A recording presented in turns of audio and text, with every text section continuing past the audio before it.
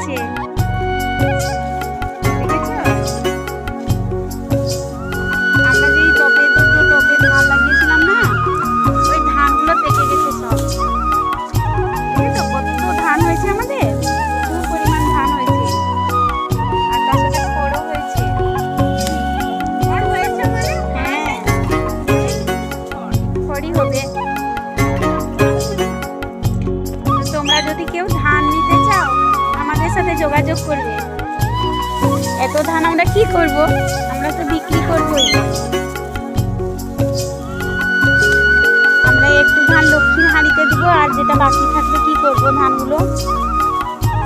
তাই জন্য তোমরা যদি কেউ ধান নিতে চাও আমাদের সাথে যোগাযোগ করো। আর এইরকম ছাদে টবে কেউ যদি ধান লাগিয়ে থাকো তাহলে কমেন্ট করে আমাদেরকে জানাবে।